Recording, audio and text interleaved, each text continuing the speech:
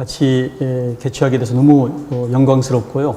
또 이곳에 함께 지금 와 계신 우리 김학규 총장님, 40년 전에 저희 한국누가회가 첫 해외 단기 선교를 1989년도로 기억하는데요. 그때 갈 때 저희들을 가이드해 주셨어요. 그때 제가 이제 고신의대 전임 강사 시절이었는데 제가 이제 단장을 맡아가지고 그때 우리 이대 이사장님이 그때 본과 1학년인가 예과 2학년 학생이었던 시절이었는데 벌써 40년의 세월이 흘러서 이렇게 총장님으로 계신 이 대학교하고 같이 포럼을 개최하게 돼서 너무 또 기쁘고요. 또 우리 이승구 교수님, 저희 누가회의 이 생명윤리 스터디 모임을 처음 시작할 때 그때 영국에서 바로 귀국하셔서 저희들을 또 생명윤리 스터디를 또 인도해 주셔서 실은 그 영향으로 지금 우리 누가의 많은 누가들이 이렇게 생명윤리에 관심을 가지고 또 이렇게 공부를 하게 된 것 같아서 너무 감사를 드립니다. 또 여기 이렇게 참 존경하는 교수님들, 또 우리 신학생 되시는 여러분들 같이 자리에 함께 돼서 너무 기쁘고요. 또 유튜브로 이제 함께 시청하시는 우리 많은 성도님들 만나 뵙게 되어서 반갑습니다. 오늘 저는 이제 생명윤리의 4대 원칙이 있는데 그 4대 원칙의 관점에서 한번 생명의 시작과 관련된 이제 문제들, 특히 낙태와 비혼 출산에 대한 문제들 한번 다뤄보려고 합니다. 저에 대한 소개를 해 주셨습니다마는 조금 더 말씀을 드리면은 제가 이제 고신의대의 내과 교수를 역임하고 이제 미국 세인트루이스의 의과대학의 그 생명윤리센터가 있어요. Center for Healthcare Ethics라는 그 센터에서 이제 교환연구원으로 1년간 있었고요. 그러면서 또 2년 동안은 이제 같은 세인트루이스에 있는 그 커버넌트 신학교에서 MA 과정을 공부할 기회를 또 얻게 되어서 기독교 윤리에 대한 좀 공부를 하게 됐었습니다. 여러 이제 우리 동력자들과 함께 누가회 또 기독의사회 활동도 했습니다만은 특히 그 성산 장기려 박사님의 호가 성산인데 성산 생명윤리 연구소장으로 일을 하다 보니까 또 국가의 부름이 있어서 이제 국가 생명윤리위원회 위원장을 맡아서 또 일을 하게 되는 그런 또 영광을 얻게 되었었습니다. 지금은 이제 한국생명윤리학회의 고문을 맡으면서 행동하는 프로라이프라는 또 단체 일을 좀 돕고 있습니다.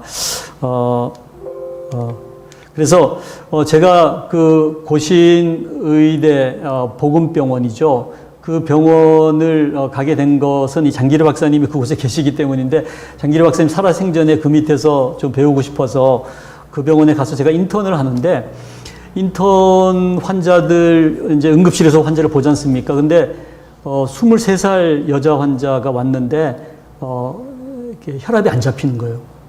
그래서 쇼크 상태라 그러죠. 보니까 과다출혈인데 이 사진을 찍어 보니까 배 안에 이제 피가 홍건히 고여 있는 거예요. 근데 창자가 일부가 없고 자궁이 많이 손상이 되어 있는데 어떻게 된 거냐 알아봤더니 이제 임신 6개월째에 이 조산소에 가서 낙태 시술을 받았는데 6개월짜리 애가 뭐 이렇게 크냐 그러면서 계속 긁은 거예요. 그래서 자궁을 뚫고 창자를 일부 긁어내면서 이제 쇼크에 빠진 거죠. 이 과다출혈로. 그래서 자궁을 다 드러내고 창자 일부까지 잘라내고 이 배 앞에 이제 인공항문을 만들어서 그쪽으로 이제 참 변을 봐야 되는 참 안타까운 상황이 됐어요. 결국 정말 그 미혼의 여성이었음에도 불구하고 이제 평생 아이를 가질 수 없는 그런 상태가 됐는데 제가 이제 장기려 박사님 계시는 그 숙소에 찾아가서 이런 환자를 봤다고 참 너무 제가 저도 좀 충격이어서 그런 말씀을 했더니 장기려 박사님이 저에게 하신 말씀 지금도 생생하게 기억이 납니다. 닥터 박, 이 병원에서 태어나는 아기가 많겠냐, 죽임을 당한 아기가 많겠냐 그러더라고요. 그래서 병원은 사람 살리는 곳이니까 당연히 태어난 아기가 많겠죠. 그랬더니 아니라는 거예요. 태어나는 아기보다 2배나 더 많은 아기가 병원에서 죽임을 당한다는 거죠. 그러면서 닥터 박, 자네가 의사가 되지 않더라도 이것만 막아낼 수 있으면, 이 낙태만 막아낼 수 있다면 자네는 의사가 되어서 살리는 환자보다 훨씬 더 많은 생명을 살릴 거라고. 저는 그 말씀을 너무 충격적으로 제가 들으면서 내가 언젠가는 이것을 정말 좀 공부해 보리라 이런 이제 생각을 하게 됐더랬습니다. 그리고서 이제 고신의대 교수를 그만두고 제가 그 세인트루이스라는 곳에 아까 말씀드린 그 세인트루이스 대학에 가서 이제 생명윤리를 이제 공부하는 기회를 이제 가지게 된 거죠. 이렇게 지금 생각하면 참 장기라 박사님을 만나게 된 것이 또 그런 하나님의 섭리가 있지 않았나 생각을 하면서 이제 정말 장기라 박사님을 생각하는 마음에서 이제 성산 생명윤리 연구소를 함께 만들면서 지금까지 일을 하고 있습니다. 대통령 직속 국가생명윤리위원회는 이게 이제 각 나라마다 이렇게 굉장히 그 위상이 높은 위원회가 있더라고요. 그 미국에도 프레지덴셜 커미티라 그래서 바로 대통령 직속의 이 생명윤리위원회가 있는데 그 나라의 모든 그 생명의 어떤 윤리적인 문제들을 마지막으로 다루는 굉장히 그 중요한 위원회가 되겠습니다. 보시는 것처럼 이제 장관 6명이 당연직 위원으로 들어와 있는데 보건복지부 장관하고 과기부 장관이 이제 간사 일을 맡고 있어요. 장관이 간사니까 위원장도 굉장히 격이 높은 거죠. 그래서 뭐 장관급이라고 합니다만은 어떻든 과학계, 의학계 7명, 그다음에 윤리계, 종교계, 시민단체 7명. 왜 이렇게 하냐면 이게 이제 형평이 맞아야 된다 그래서 이제 과학을 추구하는 사람들 숫자하고 그다음에 이제 인문학이나 이제 윤리학 또 종교 쪽에 7명 해서 이제 장관도 보시면 이제 보건복지부나 법무부나 이제 교육부 뭐 이런 건 조금 보수적이에요. 그렇지만 이제 과기부나 산업자원부나 또 이제 여성가족부도 조금은 진보적인 거거든요. 그래서 굉장히 이렇게 3대 3의 균형을 맞추고 있고 일반 위원들도 굉장히 팽팽하게 균형을 맞추면서 여기에서 이제 어떤 결정을 내리는 거죠. 굉장히 실은 재임하는 동안에 굉장히 아주 예민한 문제들도 이렇게 이제 다루게 되었습니다. 그래서 이제 전문위원회가 있어가지고 각 분야의 전문가들이 또 이제 커미티를 이루어서 자료들을 이제 서포트해주는 역할들을 하고 있었습니다.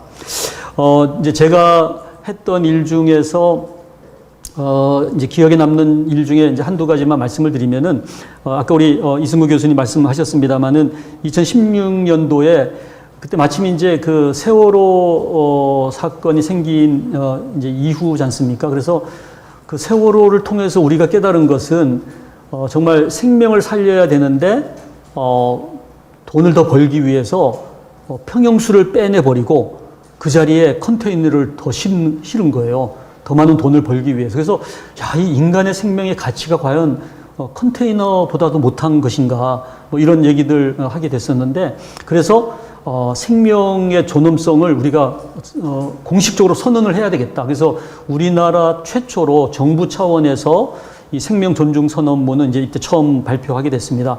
이제 제가 기독교인인데 이게 이제 공식적인 정부의 선언문이기 때문에 기독교적인 용어를 사용하지는 못하지만 모든 내용은 굉장히 기독교적인 어떤 배경을 가지고 있습니다. 그래서 제가 손봉호 장로님을 좀 모셔서 이제 소위원회 위원장을 좀 맡겨서 저희가 아주 심도 깊게 선언문을 1년 동안 만들어서 발표를 했는데요.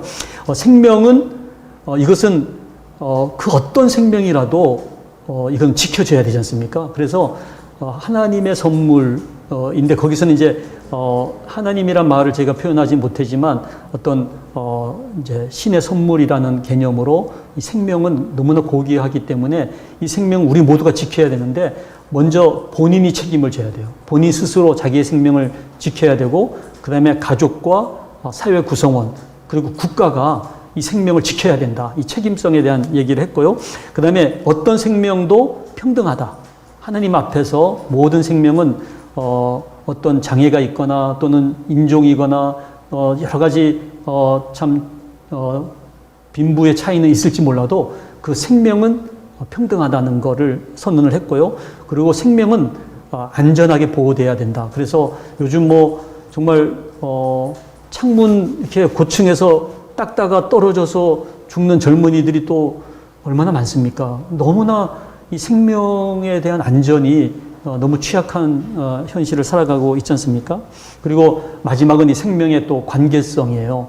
그 생명은 다 이렇게 네트워킹 돼 있기 때문에 예를 들어서 요즘 우리 코로나로 인해서 돈 많은 나라가 백신을 다 이렇게 맞습니다만은 만일 가난한 나라가 여전히 바이러스에 노출돼 있으면 결국 이 지구상은, 이 세상은 안전하지 않지 않습니까? 그래서 이게 나의 생명이 중요하다고, 나만 지킨다고 내 생명이 지켜지는 게 아니라 모든 생명은 다 아주 그 긴밀한 관계성을 가지고 있기 때문에 우리 사회 전체가 이 생명의 어떤 그 안전과 책임을 다해야 된다는 이제 그런 가치들 말씀을 드렸고, 이것이 나와 가정과 학교, 기업, 국가에 이런 것들이 지켜져야 된다. 그래서 이 선언문이 지금 이제 교육부를 통해서 학교에서 가르쳐지고 있고, 교도소, 또 법무부의 여러 시설들, 또 산업 현장에서도 이제 이 선언문이 활용이 되고 있는데 아직까지 좀 미비한 것 같아요. 좀 더 저희가 이걸 좀 적용하기 위한 노력을 해야 되겠다 생각을 합니다. 이제 최근에 제가 행동하는 프로라이프는 이제 지금 우리나라가 낙태법이 지금 그 어떤 낙태법도 없는 상태입니다. 그래서 낙태에 대한 법적 규정이 없는 상황 속에서 지금 저희가 살아가고 있어요. 그러니까 참 뱃속에 있는 어떤 태아도 법적으로 보호받지 못하고 지금 죽음에 노출되어 있는 현실을 아무런 거리낌 없이 우리는 지금 살아가고 있다는 것이 너무나 참 정말 아이러니하지 않습니까?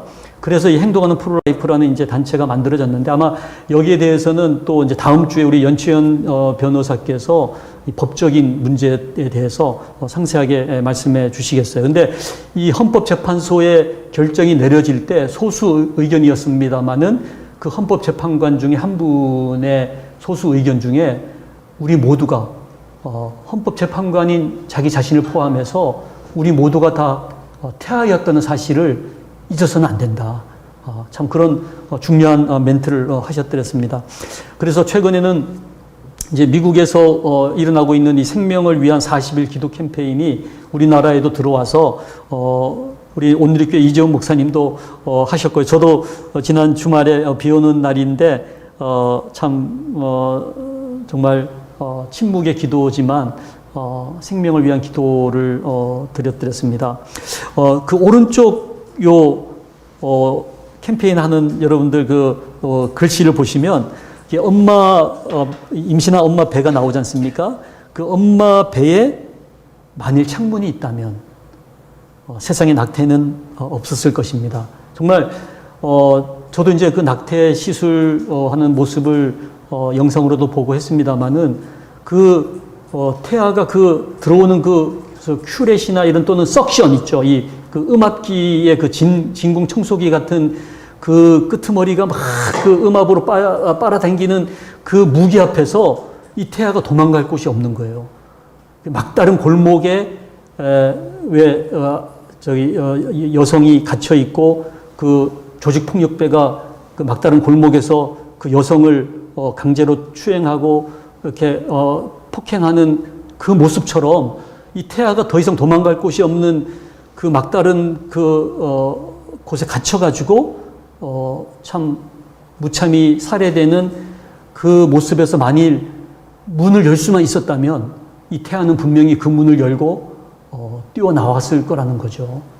그걸 생각하면은 오늘 제가 이제 말씀드릴 이 생명윤리의 4대 원칙 중에 이 자율성 존중의 원칙에서 태아의 결정권이 있다면 과연 이 태아가 어떤 결정을 했을까에 대한 참 진지한 그 질문을 던지지 않을 수가 없습니다.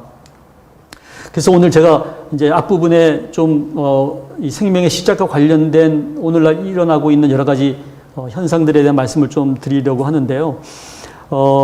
이 21세기 의학이 우리들에게 많은 도움을 주고 있습니다만은 또 한편 이것이 탈선을 하게 될 때 엄청난 그런 살상 무기가 되어서 우리들을 위협하고 있다는 거죠. 인간 중심이 나쁜 것이 아닌데 이것이 이제 인본주의가 되고 물질이 나쁜 것이 아니지만 이것이 우상화되어서 물질주의가 되고 과학이 나쁜 것이 아니겠습니다만은 과학을 우상시하게 되면서 모든 것을 과학으로만 해결하려고 한다면은 그것은 과학주의가 되겠죠.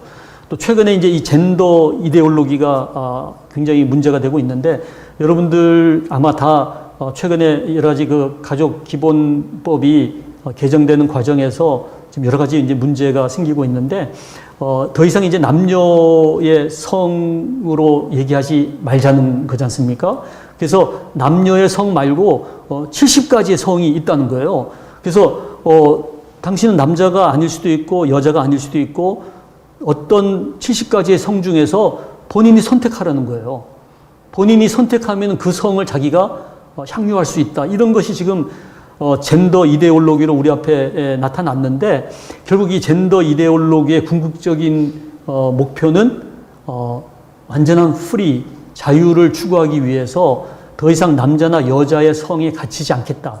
이걸 타파하기 위해서 무너뜨려야 될 두 가지 질서가 있는데 그 첫 번째는 가정을 무너뜨려야 자유를 얻을 수 있다. 그래서 이제 조금 이따 비혼 출산 얘기도 나옵니다만은 이 가정이라는 하나님이 만들어 주신 질서를 깨뜨리는 것이 이 젠더 이데올로기의 첫 번째 목표이고요. 그 다음에 종교, 이 소위 특히 기독교라고 하는 것이 이 남녀의 너무나 분명한 그런 창세기에 나오는 하나님의 그 섭리가 있기 때문에 이것을 인정하지 않도록 이제 종교를 깨트려야 이 젠더 이데올로기가 이제 성공을 하는 겁니다. 그래서 이 가정과 이 종교를 무너뜨리는 지금 이데올로기가 오늘날 영화나 드라마나 이 모든 것 속에 지금 이렇게 스며 들어오고 있는 것을 우리가 잊어서는 안 될 것 같습니다. 그래서 여기 보시면 이제 지놈 프로젝트니 뭐 난자정자 매매 이미 우리나라에서 많이 일어나고 있습니다만은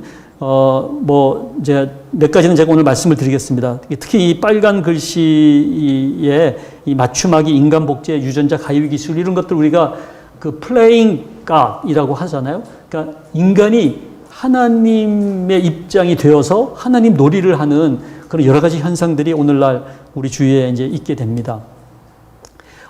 이 지놈 프로젝트는 인간의 유전자를 근본적으로 파헤치는 그 프로젝트였지 않습니까?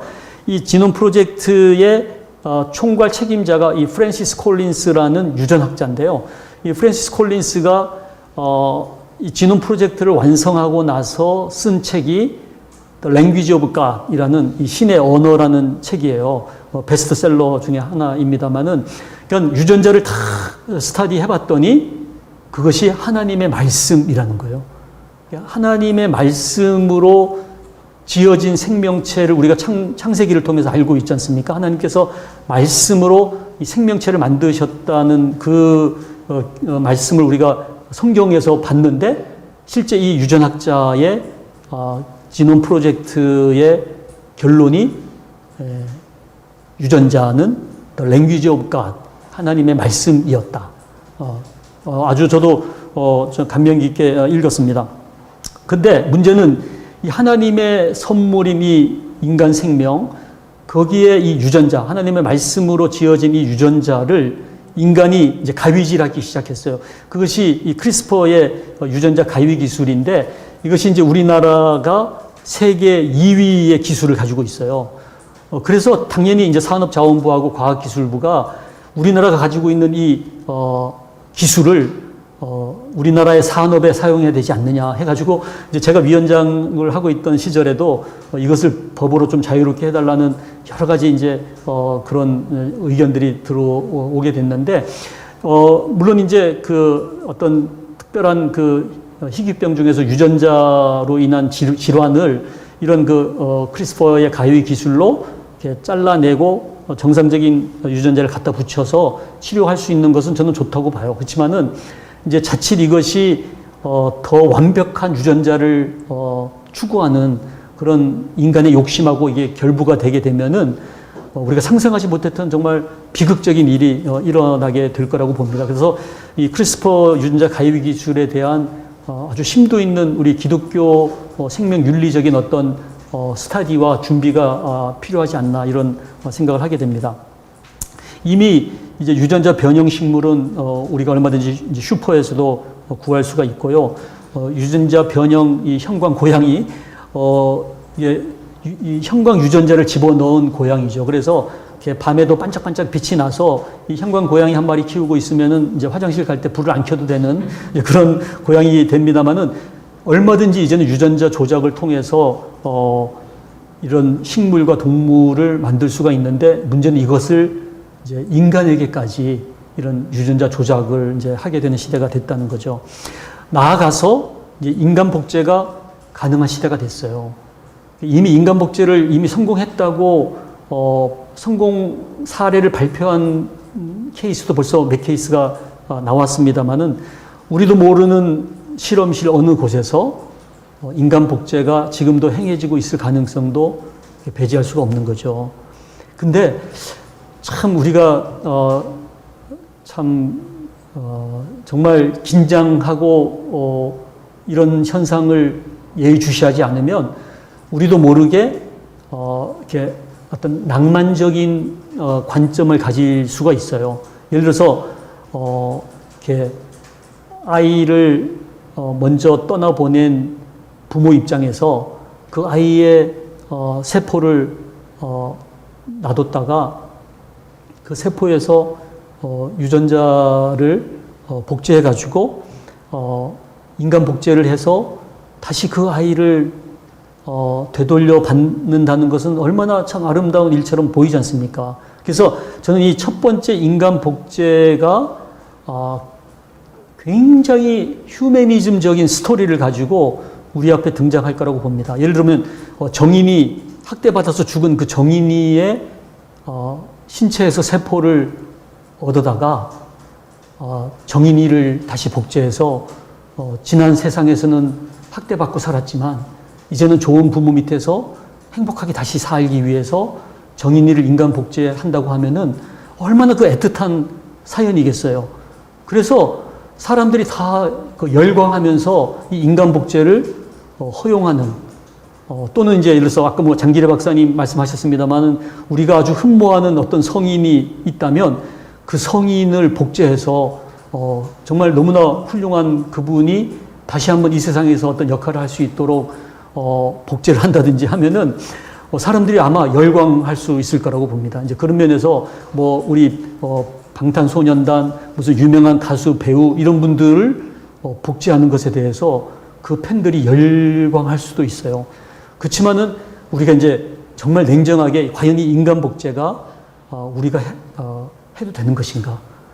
여기에 대해서는 정말 어떤 성경적인 관점에서 분명한 입장을 가지고 있지 않는다면 그런 아주 낭만적이고 아주 그 애틋한 사연 속에 우리가 무너질 수 있다는 거죠. 뿐만이 아니라 이 인간 복제를 넘어서 이제 이종 배아 복제가 이미 이루어지고 있고 우리나라에서는 이 이종 배아 복제를 또 하나의 우리나라의 이제 원천 기술로 이것을 산업화에 이제 사용하려고 해요. 지금도 이제 막 특별 커미티를 만들고 이를 위한 이제 국가 예산을 막 요구하는 이제 과학 그룹들이 많이 있습니다. 예를 들면은 이제 사람의 피부 세포 같은 데서 핵을 끄집어내요. 이 핵을 소의 난자에다가 집어넣는 거예요. 그러면 이 소의 난자지만은 사람의 핵을 가진 이제 그 이종 배아가 만들어지는 거예요. 그러면 이 소의 난자의 세포질 속에는 이제 미토콘드리아가 있거든요. 그 미토콘드리아 안에 있는 유전자는 소의 유전자인데 이 미토콘드리아 안에 있는 소의 유전자와 핵 속에 있는 사람의 유전자가 합쳐져서 이제 이종 배아가 이제 이종 인간이 되어서 태어나게 된다면 어떤 아기가 태어날까요? 95%는 사람의 유전자지만 5%는 소의 유전자를 가진 이종 인간이 태어나면서 이렇게 응애응애 울다가 한 번쯤은 이렇게 울 수도 있는 그런 복합 유전자의 새로운 인간, 새로운 이종 인간이 탄생을 하는데 실제 우리나라에서 여러분들도 아시는 것처럼 이제 황우석 사태 때도 우리가 경험했지만 우리나라에서 이런 인간 복제나 이종 배아 복제를 실험하는 대다수의 과학자는 이제 수의사들이 있어요. 수의학. 이제 동물들을 실험하다가 동물들 세포하고 인간 세포하고 막 섞어 보는 거예요. 근데 이게 뭐가 되거든요. 그러면 이제 이게 소위 그 이종 배아가 만들어질 가능성이 많이 있는 겁니다. 그래서 그 사람의 세포를 다룰 수 있는 자격이 과연 수의사가 사람의 세포를 다룰 자격이 있는 자격증인가에 대한 것도 이제 논쟁이 되고 있습니다만은 앞으로 이런 것들에 대한 엄격한 정말 어떤 감시가 없다면 키메라와 같이 우리가 예기치 않는 그런 종을 뛰어넘는 그런 어떤 이종 동물, 이종 인간이 태어날 가능성이 많이 있다는 겁니다. 우리가 이제 AI 시대에 접어들었는데 아마 여러분들 그 알파고 아실 겁니다. 근데 이 알파고만의 문제가 아니라 이제 실은 그 베이징에 이 알파승이 등장했어요. 이 알파승이 워낙 잘 맞추니까 이제 그 옆에 스님한테 시주를 안 하고 이 알파승한테 이제 이렇게 복양한다고 하더라고요. 그 제가 한번 이걸 봤더니요. 뭐 아내의 성격이 나쁜데 어떻게 할까요? 이렇게 알파승한테 물으니까 이 알파승이 뭐라고 대답하는 줄 아세요? 그래도 어떡하겠어요? 살아야죠. 이러면서 아주 그 정답을 알려주는 거가 이렇게 나오더라고요. 근데 이 알파승뿐만이 아니라 그 이제 왼쪽 아래쪽에 있는 이게 이제 그 독일이 종교개혁 500주년 기념으로 로봇 알파 목사를 만든 알파 목사.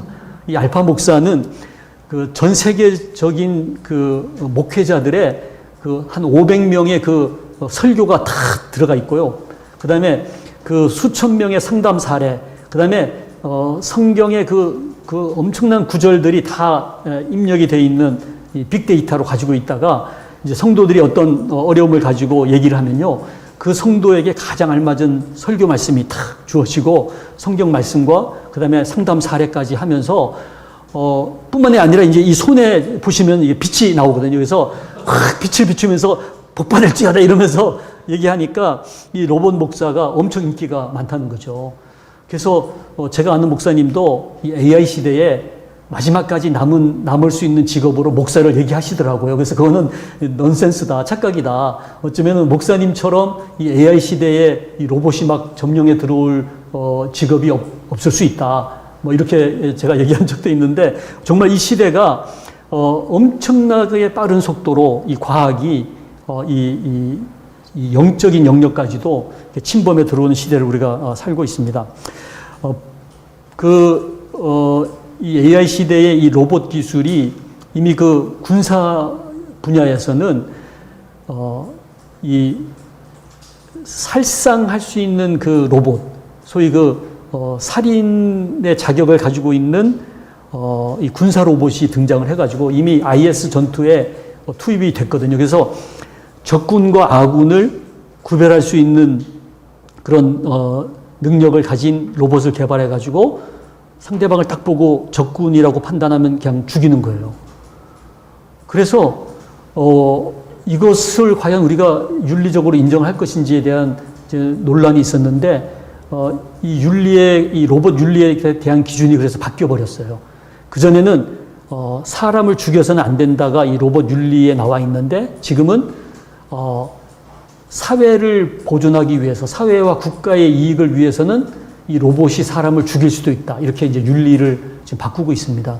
근데 만일 그 판단이 잘못되었을 때는 정말 엉뚱한 사람이 이 군사 로봇에 의해서 살해를 당하는 거죠. 또 이 서비스 로봇, 요즘은 그 소위 그 섹스 로봇이라고 하는데, 이 회사, 이 어비스 크리에이션이라는 이 회사가 최근에 만든 이 섹스 로봇이 소위 그 15,000불짜리예요. 근데 나오자마자 하루 만에 이 품절이 됐다 그래요. 엄청난 인기를 가지고 그래서 그 조선일보 기사를 보면은 이 로봇 그 광고문에 뭐가 나오냐면은 한 번이라도 이 서비스 로봇과 잠을 자고 나면은 더 이상 인간 여성과는 잠을 잘 수 없다. 뭐 이런 그 광고 카피라이트이 나올 정도로 이것이 지금 굉장한 문제를 일으키고 있습니다. 여러분들 아시는 뭐 이 리얼돌은 훨씬 더 가격이 이제 쌉니다. 저 밑에 있는 일본 요 400만 원짜리 리얼돌이고 뭐 뭐 몇백만 원 또는 이제 비싼 건 1,000만 원대가 됩니다만은 실제 카자흐스탄에서는 이 리얼도라고 이 법적인 결혼을 했어요. 리얼도라고 그냥 평생 살면서 자기의 그 이제 카타르시스 하면서 이렇게 사는 그런 것이 법적으로도 허용된 나라가 있고요. 보시는 것처럼 너무나 인간하고 이렇게 구별이 어려울 정도로 그 리얼돌이 개발이 되고 있습니다. 과연 이제 윤리란 무엇인가? 윤리는 인간이면 누구나 지켜야 될 도리고 비윤리면은 그 누구나 지켜야 될 어떤 그 정상적인 궤도를 벗어나는 것을 비윤리라고 하는데 문제는 사람마다 이 정상이라고 하는 개념이 다 다르다는 거죠. 어떤 사람은 그 정상이라는 개념이 너무 이렇게 허술해요. 그래서 이렇게 뭐 이것도 그냥 저것도 다 이제 그 정상에 포함시키는데 어떤 사람은 굉장히 타이트하죠. 제가 모시고 있었던 장기래 박사님은 너무 타이트한 거예요. 그래서 심지어는 아마 김영삼 대통령 시절에 이 장기래 박사님이 이제 북한에 사랑하는 아내를 두고 내려왔지 않습니까? 그래서 그 사랑하는 아내를 그리워하면서 결혼하지 않고 50년을 사셨어요. 늘 그 아내를 그리워하는 편지와 그 글을 쓰셨는데 그 순애보적인 사랑을 알고서 이 YS 대통령께서 이제 북한을 갈 수 있는, 아내를 만날 수 있는 그 길을 열어주셨어요. 근데 장기래 박사님이 단호히 거절하시면서 이산가족이 어디 나뿐이겠는가. 모든 이산가족이 다 사랑하는 아내를 만나고 싶어 할 텐데 나만 이런 특혜를 받을 수 없다. 모든 이산가족이 사랑하는 가족을 만날 그때에 나도 만나리라. 결국은 사랑하는 아내를 만나지 못하고 세상을 떠나셨는데 정말 이렇게 아주 엄격한 그런 이렇게 잣대를 가지고 사셨던 분이시죠. 그래서 사람마다 그 사람이 가지고 있는 어떤 이데올로기, 어떤 가치 기준, 그걸 이제 우리가 세계관이라고 얘기한다면 그 세계관에 따라서 얼마든지 이 정상이라는 그 기준이 달라지게 되다 보니까 이 사람마다 이 윤리적인 기준이 이제 다를 수가 있다는 거예요. 그 변하지 않는 기준이 있다고 믿는 사람들을 우리가 절대주의자라고 하고 모든 것은 다 상대적이다라고 하는 사람들은 상대주의자라고 하는데 이 상대주의 안에도 뭐 쾌락주의, 공리주의, 상황주의 뭐 정말 너무나 다양한 그런 어떤 잣대들이 있는 거죠. 그래서 그걸 그냥 둘로만 나눈다면 여기 지금 이제 20분이 앉아 계신다면은 20개의 세계관이 앉아 있는 거예요. 그걸 그냥 딱 둘로 나눈다면 아마 절대주의와 이제 상대주의로 나눌 수가 있을 것 같아요. 이 절대주의는 하나님을 우리가 믿으면서 그 어떤 그 절대자가 가지고 있는 그 기준, 그것을 우리가 절대적인 진리로 받아들이는 그런 입장이죠. 그래서 하나님께서 인간을 존엄하다고 하셨기 때문에 모든 인간은 다 존엄하다고 믿는 거죠. 그래서 그 생명은 디그니티, 생명은 하나님의 그 신성, 하나님의 형상으로 지음받았기 때문에 그 하나님의 신성이 그 안에 있는 존재로 어떤 중증 장애인이라도 존엄한 인간으로 받아들이는 입장이 이 절대주의라고 봐요. 근데 이 상대주의는 제가 이제 그 고려대학하고 서울대학에 이 생명윤리 교육을 강의를 하러 가면은요, 얼마나 똑똑합니까? 저한테 하는 질문이 뭐냐면은, 교수님 강의는 다 알아듣겠는데, 왜 굳이 인간만 존엄하냐? 그러면서, 이제 인간이 존엄하면은 침팬지도 존엄하고, 말, 개, 그러면서, 마지막 가면은 그 아메바까지도 나름 존엄하다. 이렇게 본다는 거죠. 그러면서 굳이 인간이 그 다른 동물보다 더 존엄하려면은 인간으로서의 어떤, 가치가 있어야 되는 거 아니냐. 결국 인간은 생각하는 존재인데 생각하는 능력이 동물보다 뛰어난다면 인정하겠다는 거예요. 근데 그 중증 장애인 시설에 가보면은 막 괴성을 지르면서 자기 똥으로 벽칠을 하는 아이들 있잖아요. IQ 검사해 보면 IQ가 10에서 20밖에 안 돼. 근데 똑똑한 사냥개나 그 경마장의 말들 보면요, IQ가 50에서 60까지 가는 그런 정말 똑똑한 사냥개들이 있거든요. 그 사냥개보다도 훨씬 못한 생각하는 지능을 가진 인간에게 무슨 그런 존엄성을 부여할 필요가 있느냐. 그러면서 이제 인간의 그 퀄리티를 따져봐야 되겠다. 이게 이제 상대주의예요. 그래서 동물보다 못한 인간은 굳이 우리가 그 존엄성을 지켜줄 필요가 없지 않느냐. 이제 그런 얘기를 하기 시작합니다. 그러면서 우리나라 지금 건강보험 재정도 굳이 치매 환자, 말기 환자 또는 아주 그 중증 장애인들을 굳이 살릴 필요가 있느냐 이런 논의가 지금 시작되고 있어요. 그러면서 안락사를 받아들여서 가치 없는 생각하는 지능이 동물보다 못한 인간은 너무 우리 재정을 사용하지 말자. 그러면서 굉장히 합리적인 것 같은 그런 지금 법을 만들기 위한 그런 모임이 조직이 됐어요. 정말 여러분 섬뜩하지 않습니까?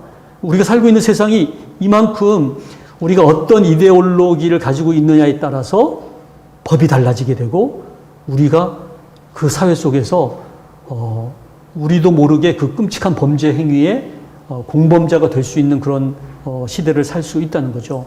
그래서 아무리 목적이 좋아도 수단까지도 좋아야 한다는 것이 절대주의라면은 상대주의는 목적이 좋으면 수단은 조금 문제가 있어도 허용할 수 있지 않느냐. 그래서 오늘 제가 오면서 이제 목사님의 설교 말씀을 들었는데 그 설교 말씀에 이런 내용이 나오더라고요. 성경을 읽기 위해서 촛대를 훔칠 수 있지 않을까? 이런. 그러니까 촛대를 훔치는 것이 내가 성경을 더 읽기 위해서 촛대를 훔치는데 그것은 더 큰 목적을 위해서 선을 위해서 허용해야 되지 않겠습니까? 이런 이제 유혹을 받는다는 거죠, 우리가. 아무리 목적이 좋아도 실은 그 수단에 있어서 우리가 한번 생각을 해봐야 될 것 같아요.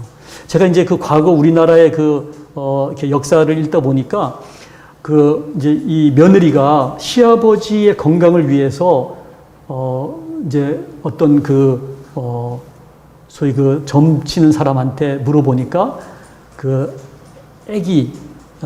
갓 태어난 아기를 삶아서 그것으로 시아버지에게 먹이면 건강해진다고 하니까 이제 자기의 아기를 삶아서 시아버지에게 극심하게 이제 효성을 이렇게 정말 다하는 정말 너무나 효부죠. 그렇지만 그 너무나 좋은 목적이 과연 이게 올바른 수단으로 하고 있는가? 이제 오늘 이제 낙태에 대한 얘기를 함에 있어서 우리가 잘 생각을 해봐야 될 것 같아요. 모든 인간이 다 행복해지고 싶고 더 나름의 더 멋있는 인생을 살고 싶은데 그 수단으로 과연 한 생명을 죽이는 것이 허용될 수 있는 것인가에 대한 또 질문을 던지게 됩니다. 그래서 우리가 이제 정치, 경제, 사회 이 모든 분야의 결정은 다수결로 하지 않습니까? 이제 곧 대선이 다가오는데 대선을 보면은 그 과반수를 대부분 득하지 못하는데 40 몇 프로 얻으면 그냥 다수결로 대통령이 되는 거예요. 저는 그거 가능하다고 봐요. 왜냐하면 우리가 민주주의 사회니까. 근데 문제는 이 절대적인 가치를 가지고 있는 이 생명을 결정함에 있어서 과연 다수결로 해도 되는 것인가?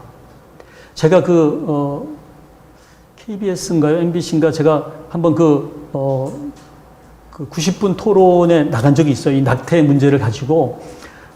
저하고 이제 이동익 신부님, 카톨릭에 이제 개신교 한 명, 아마 이 카톨릭 한 명 이렇게 이제 나가고, 이제 다른 쪽에서는 이제 이 낙태를 지지하는 쪽 분들이 나왔는데, 그 사회자가 중간에 진행을 하다가 아마 이제 여론조사를 했나 봐요. 근데 78%인가? 하여간 80대 20 정도로 낙태를 국민들이 원하고 있다는 거예요.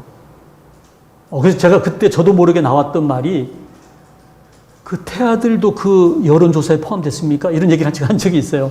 그러니까 정말 정작 죽음의 당사자에게는 물어보지 않고 다른 사람들로만 이렇게 여론조사 해가지고 그 당사자들의 생명을 결정을 이제 하는 그런 아이러니를 이제 경험을 했었는데 어쩌면은 이 절대적인 가치는 그건 다수결로 결정할 수가 없는 거죠.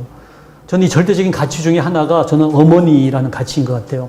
저희 어머니 이제 목사님 사모님인데 워낙 저희가 가난했었거든요. 근데 초등학교 때 저희 어머니가 학교에 오셨어요. 아마 육성회비를 못 내셔서 불려오신 건지 제가 잘 기억은 안 납니다만은 정말 이렇게 남루한 옷을 입고 오셨어. 고무신 신고 제가 이렇게 몽빼바지인가 이렇게 입고 오셨는데 제가 너무 창피해서 도망을 갔는데 제 친구 어머니가 왔는데 지금도 기억이 나요. 이렇게 투피스 입고 막 머리 파마하고 막 이렇게 핸드백 들고 이렇게 빼딱구도 신고 왔는데 너무 멋있어가지고 야, 저 친구 어머니가 우리 어머니였으면 좋겠다 이렇게 생각을 한 적이 있었거든요.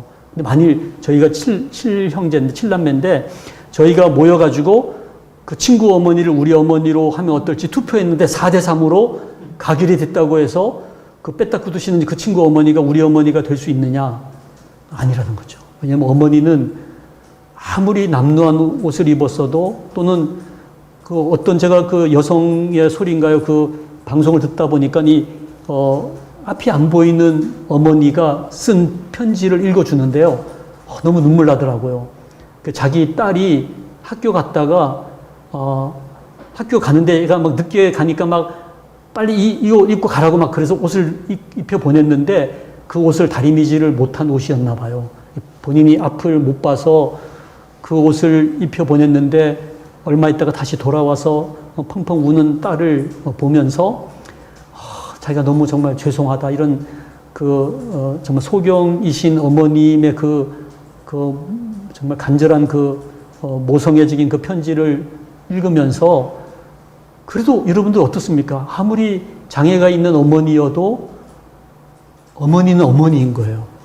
그것은 절대적인 가치이거든요. 그것은 다수결로 투표로 결정할 수 없는 부분인 거죠. 그래서 우리가 상대적인 가치는 얼마든지 다수결로 결정하더라도 절대적인 가치는 하나님이 인간 생명이라고 한 것은 그 어떤 장애가 있어도 인간 생명이라는 거죠.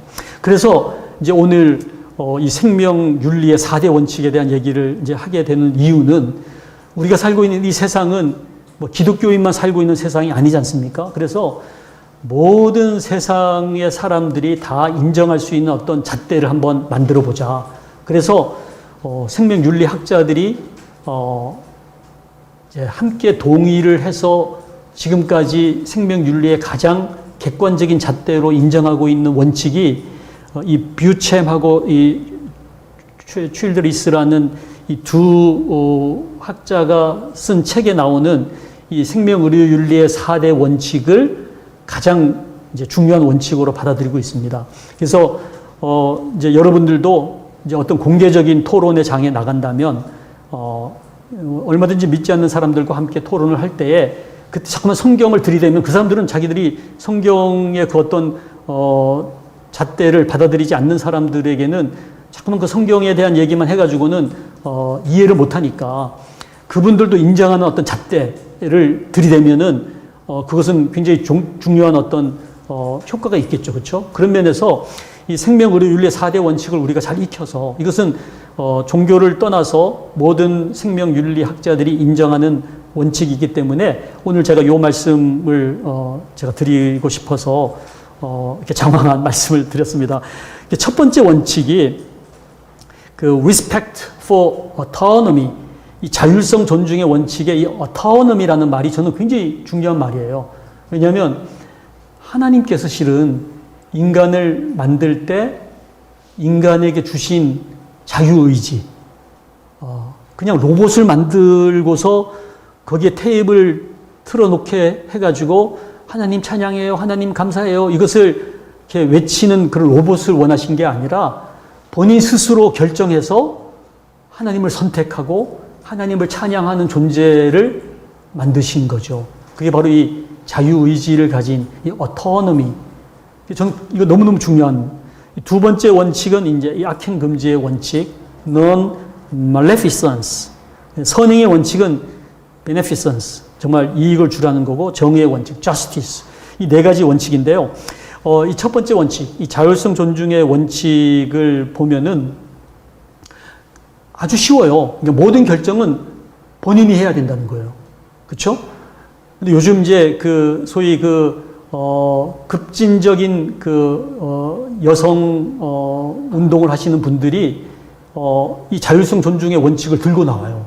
왜냐하면 이거 모든 사람이 인정하는 잣대니까 이 여성의 모든 결정은 여성이 하겠다. 여성의 자궁은 여성의 것이다. 나의 것이다. 내가 결정하겠다. 이게 이제 다 이 자율성 존중의 원칙을 내걸고 나오는 건데, 이제 그때 우리가 잘 생각해 봐야 된다는 거죠. 이 자율성 존중의 원칙이 과연 그분들 하는 말이 맞는 말인가. 제가 오늘 그 얘기를 좀 하려고 그래요. 근데 여기에서 반드시 이제 문제가 되는 것은 그 결정을 할 수 있는 사람이, 결정할 수 있을 정도의 어떤 인식이 있어야 되잖아요. 의식이 있어야 되고, 그 정도의 생각할 수 있는 역량이 있어야 되고, 또 그 상황에 대한 판단이 충분한 그 상황을 이해할 수 있을 정도의 정보가 제공이 돼야 되지 않습니까? 그래서 이것을 윤리적인 용어로 informed consent라 그래요. 그러니까 충분히 정보, 인포메이션을 주고 나서 consent, 동의를 받아야 된다는 거죠. 옛날에는 우리 병원에서 수술을 할 때요, 그냥 외과 의사들이 여기 그냥 사인하세요. 그러면 그냥 뭣도 모르고 환자들이 사인하면은 그것으로 법적인 효력이 있었어요. 지금은 그 법적인 효력이 없어요. 그 환자에게 충분히 이해가 되도록 설명을 했는지 거기에 기록이 다 남아 있어야 돼. 그래서 요즘은 빨간색 형광펜 칠하면서 여기서 죽을 수 있습니다. 이렇게 적어놓고 밑줄 2개 긋고 그러면서 그림까지 그려가면서 이제 거기다가 사인을 받거든요. 왜냐하면 충분한 정보를 주지 않고 받은 동의서는 법적인 효력이 없는 거예요. 그래서 요즘 은행에 가도 녹음해서 중간중간마다 이렇게 이름을 적게 하고 하는 이유가 충분히 그걸 설명했느냐.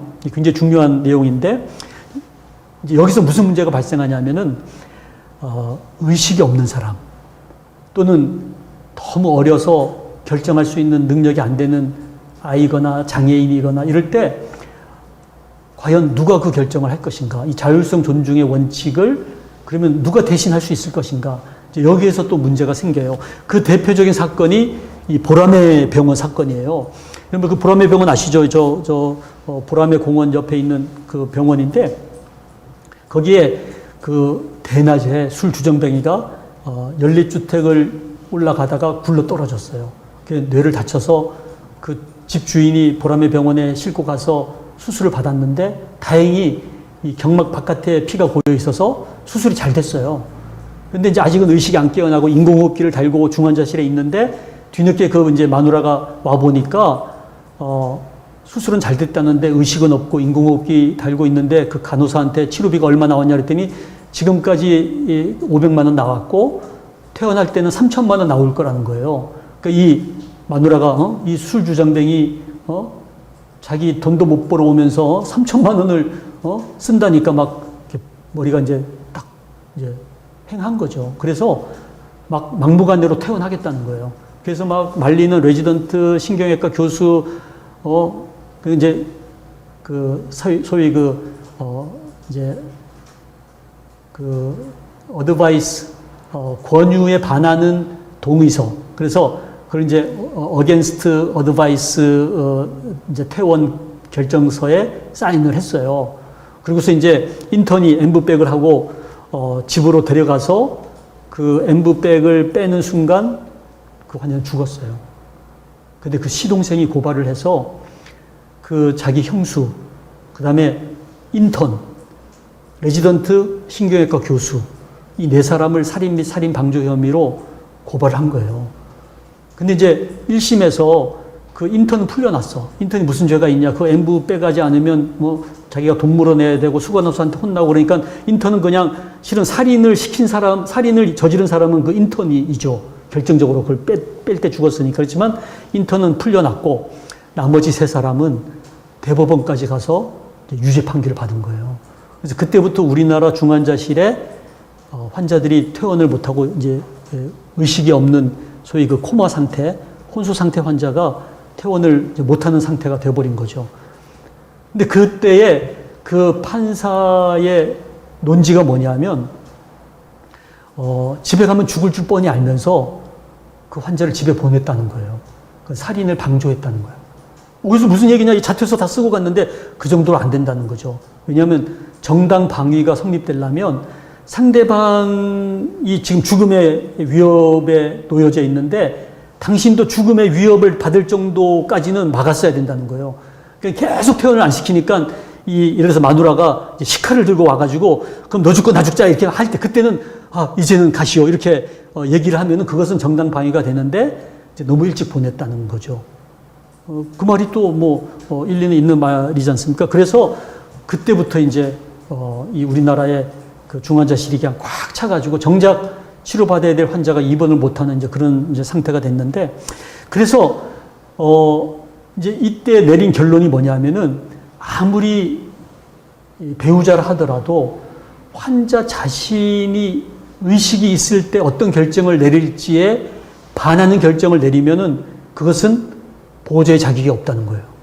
굉장히 중요한 얘기입니다. 이 자율성 존중의 원칙의 그 원래의 그 프린시플, 원래의 그 뜻이 뭐냐 하면은 지금 스스로 결정을 할 수 없는 상태에 있는 그 사람이 만일 의식이 있다면 본인을 위해서 어떤 결정을 내릴지 그 결정에 일치하는 결정을 내리는 사람만이 보호자의 자격이 있다는 거죠. 우리가 그것을 이제 낙태 문제로 돌아와 보면은 이 뱃속에 있는 이 태아가 만일 의식이 있고 어떤 표현을 할 수 있는 그런 능력이 된다면 과연 어떤 결정을 내릴까의 입장에서 결정을 내리는 것이 바로 이 자율성 존중의 원칙이라는 거죠. 그런 면에서 이 자율성 존중의 원칙은 저는 굉장히 우리들에게 유리한, 우리가 얼마든지 이것을 활용할 수 있는 저는 원칙이라고 생각을 합니다. 이 악행 금지의 원칙은 실은 굉장히 중요한 do no harm이라는, 여러분들 아마 많이 들었을 거예요. 해를 끼치지 마십시오. 악을 행하지 마십시오. do no harm. 이 do no harm이 세 번째 선행의 원칙보다 우선한다는 거예요. 그래서 일반 윤리는 선행의 원칙이 우선하지만 생명 윤리는 악을 행하지 않는 것이 더 우선해요. 예를 들어서 뇌사 판정을 내릴 때 아직도 뇌파가 뛰고 있는 이 환자 어차피 혼수 상태인데 뇌사라고 판정만 내리면 7명의 생명을 살릴 수가 있거든요. 장기를 폐 하나, 2개, 간, 콩팥 2개 해가지고 7명을 췌장까지 살릴 수가 있는데 우리가 언뜻 생각하기에 혼수 상태 환자 어차피 살아봐야 오래 못 살 것 같은데 그냥 뇌파 이 책상에다 대고 찍으면 그냥 뇌파가 안 뛰거든요. 그거 그냥 찻대 갖다 붙이면 뇌사 이제 판정을 받을 수가 있는데 그렇게 뇌사 판정을 받으면 7명을 살릴 수가 있고 그 병원은 한 5천만 원의 돈을 벌 수가 있는데 그런 유혹을 받는 거죠. 그래서 아무리 많은 사람을 살리는 것보다 더 중요한 것은 내 옆에 있는 이 한 사람에게 악을 행하지 말라는 거예요. 우리가 자칫 그동안 우리가 배워온 것은 다 이 공리주의잖아요. 공리주의. 그러니까 작은 돈을 들여서 아주 비싼 물건을 사면은 굉장히 그거는 효용 가치가 높은 사람이다. 굉장히 합리적이고 공리적이다라고 얘기를 합니다만은 이 생명에 있어서는 이 공리주의적으로 접근해서는 안 된다는 거죠. 그래서 아무리 많은 사람을 살릴 수 있어도 내 앞에 있는 이 한 사람에게 해를 끼치지 말라는 거. 이것이 이제 이 악행 금지의 원칙입니다. 근데 여기에 이제 The Principle of Double Effect라고, 이건 이제 이중 효과의 원리인데 이게 뭐냐면은 요즘 그 백신 논쟁이에요.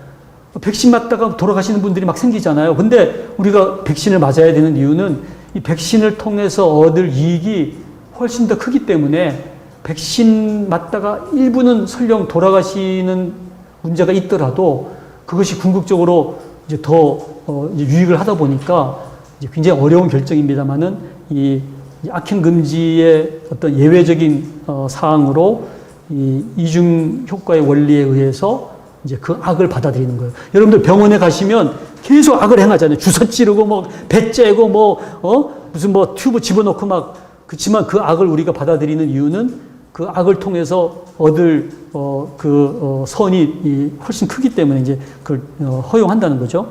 이 선행의 원칙은 선을 행하는 거니까 당연하죠. 그렇지만은 여기에 또 이 퍼터널리즘이 있어. 이건 이제 퍼터널이란 말이 이 페어런트, 그 이제 부모의 마음이 되어서 우리가 환자를 돌보는 것이 소위 이 온정적 간섭주의라 그래요.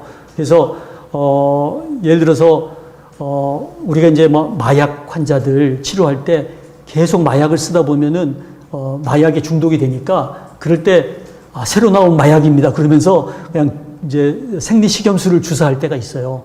그거는 이제 거짓말하는 거죠. 또 자율성 존중의 원칙에 어긋나요. 왜냐하면 informed consent, 충분히 다 정보를 줘야 되는데 실은 가짜 정보를 지금 주고 있잖아요. 그렇지만 이 부모의 입장이 되어서 이 환자에게 마약에 중독되지 않게 하기 위해서 그런 부모의 입장이 되어서 선을 베푸는 것을 허용하자. 이게 이제 그 선행의 원칙 하나의 예가 되겠습니다. 정의의 원칙. 이거는 너무너무 중요한데 요즘 우리나라가 이제 이 공정이라는 정말 화두에 휩싸여 있는데 우리가 가지고 있는 자원은 제한되어 있는데 그 자원을 필요로 하는 사람들이 너무 많은 거예요. 예를 들어서 세월호가 지금 침몰하고 있는데 그 구명보트가 하나밖에 안 왔어요.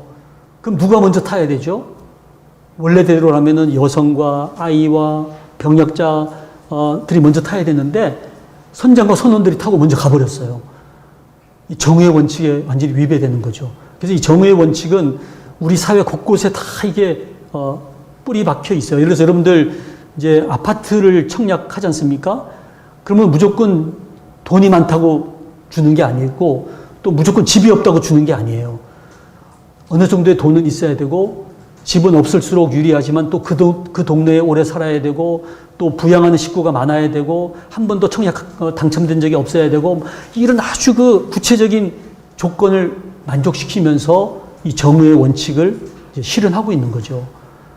그 장기 이식도 마찬가지. 옛날에는요 전라도 경상도에서 뇌사자가 생기면요 그 장기들이 다 서울 아산병원하고 삼성의료원에 부자들 이식하는데 다 왔어요.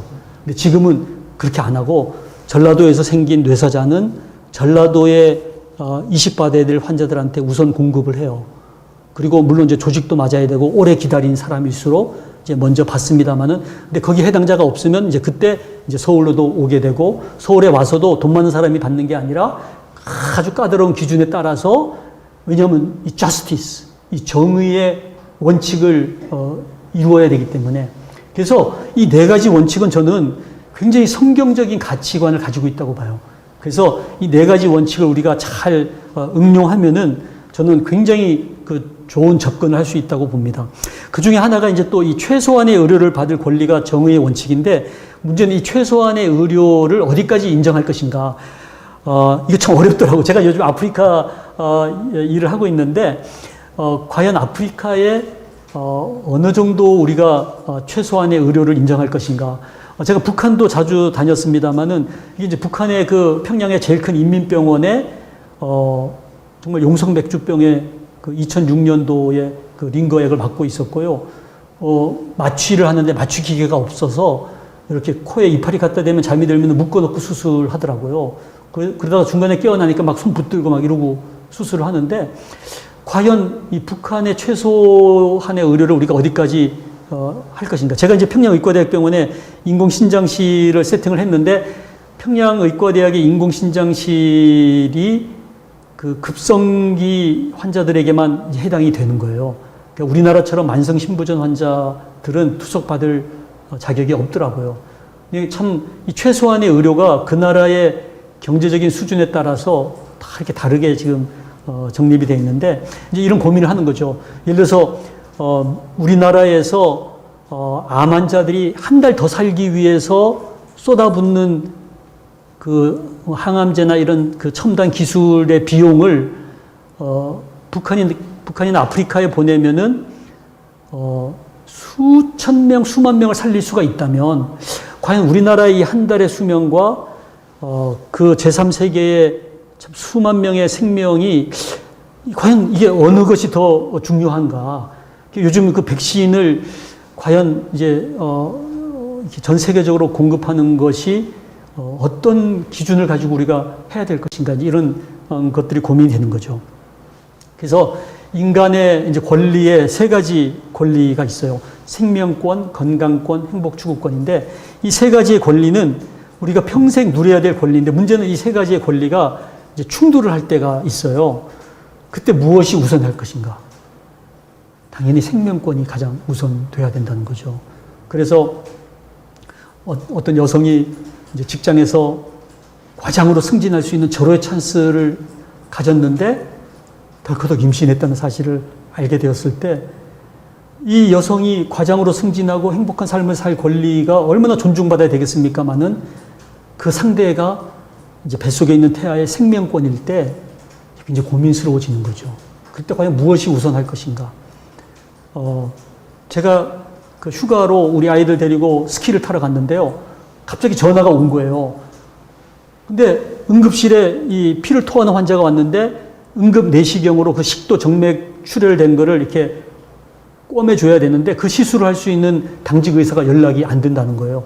지금 연락된 의사 중에서 그 시술을 할 수 있는 의사는 당신밖에 없다는 거예요. 저는 휴가인데 갑자기 뭐가 충돌하는 거죠? 저희 가족이 스키를 탈 행복 추구권하고 응급실에 이름 모를 환자의 생명권이 충돌하는 거예요. 뭐가 우선해야 되겠어요? 제가 꼬랑지를 내려야죠. 행복 추구권, 우리 아이들에게 기다려라. 다시 방에 갖다 데려다 놓고서 제가 병원 가서 그 시술을 하고 다행히 그 사람이 잘 성공적으로 좋아지고 제가 와서 밤에 이제 야간 스키를 아이들하고 타서 또 아이들이 또 그 환자가 좋아졌다니까 막 너무 좋아하더라고요. 그래서 오히려 행복 추구권이 저희가 더 커졌어요. 근데 어쨌든 이 생명권이 그 어떤 건강권, 행복 추구권보다는 우선해야 된다는 거. 근데 이제 오늘날 많은 분들이 혼동하고 있는 것은 이 생명권하고 생명 결정권을 혼동한다는 거예요. 이 생명권은 뭐냐면 여러분들 이렇게 심장 한번 이렇게 가슴에 대보면 여기 심장이 뛰잖아요. 이 심장이 뛰는 동안 우리가 마음껏 우리의 생명을 누릴 권리, 이게 생명권이라면 생명 결정권은 생명의 시작과 마지막을 내가 결정하겠다는 거예요. 그래서 여러분들 인간 복제나 낙태나 안락사나 자살이나 다 이 모든 것이 내 생명을 내가 결정하겠다. 근데 하나님께서 우리 인간에게 주신 것은 생명권이지 생명 결정권은 하나님께 속한 권리이거든요.